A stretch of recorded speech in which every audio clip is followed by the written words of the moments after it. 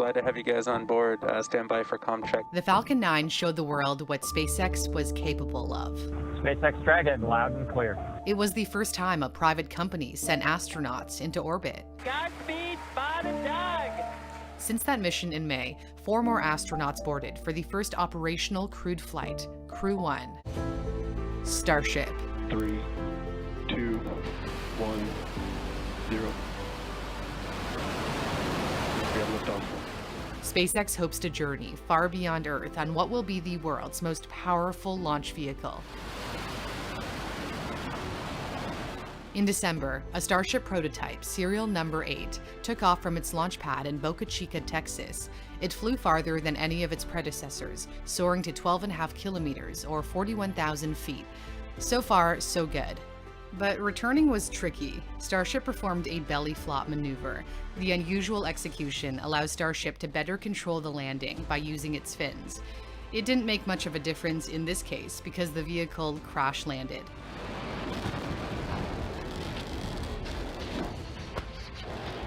Musk had given the flight a 1 in 3 chance of success.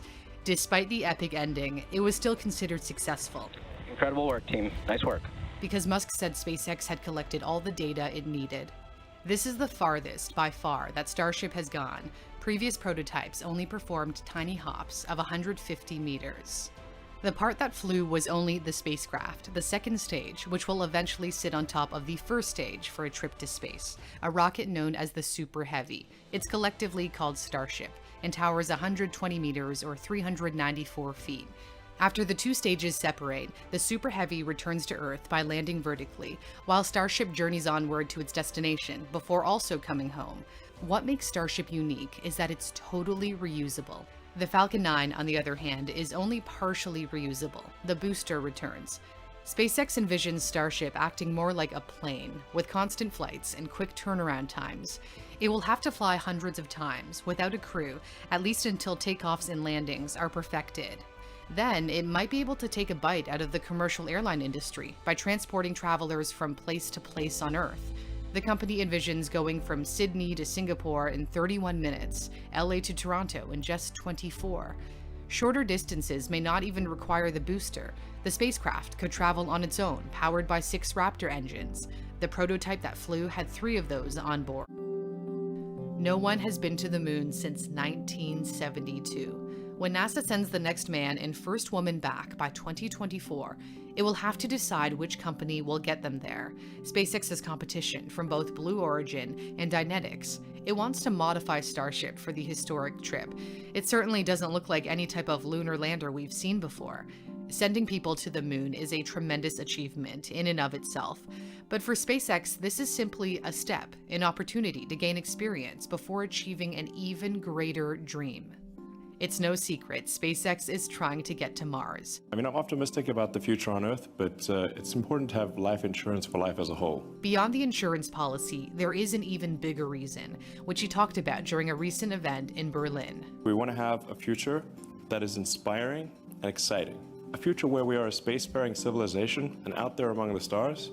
I think every kid gets excited about that. You don't even need to teach them. Dreams of settling on the Red Planet will depend on Starship's rate of innovation. Musk hopes an uncrewed mission to Mars could occur as early as 2022, and he's highly confident humans could get there in 2026 or possibly 2024. 100 passengers will brace themselves for a 6-month journey because a city needs constructing, especially if the vision is 1 million people living there by 2050. A fleet of 1,000 Starships will be charged with a daunting task. This will be an incredibly expensive undertaking, at least $100 billion, but possibly trillions. SpaceX is going to need boatloads of cash, or in this case, shiploads. Its new satellite internet service for Earth, called Starlink, is projected to bring in $30 billion a year of desperately needed money. And what an awesome view with the sunlight hitting those Starlink satellites. The Falcon 9 has been launching the satellites, but it can only carry 60 Starlink satellites at a time. Since SpaceX wants to build a constellation of at least 12,000, that means about 200 flights. And if the company wants to extend that to a full 42,000 one day, 700 launches is no small feat. That's why SpaceX plans on using Starship to carry Starlink in the future. Instead of 60 satellites, it can take 400. Its payload capacity is over 100 metric tons, or about the weight of a blue whale. Eventually, satellites would also orbit Mars to provide internet to its new inhabitants. Musk hopes to be one of them. And you seriously want to be buried on Mars? Just not on impact. Now listen, we're all going to die someday. So if you're going to die someday, I'm like, okay, do you want to be buried on Mars or Earth? I'm like, Mars sounds cool. Born on Earth, die on Mars. That's, if you've got the choice. Every step along the way of his plan to live and be buried on Mars depends on the success of Starship. With rapid improvements, this beast of a vehicle will one day journey far beyond Earth. Or in the words of Musk, Mars, here we come.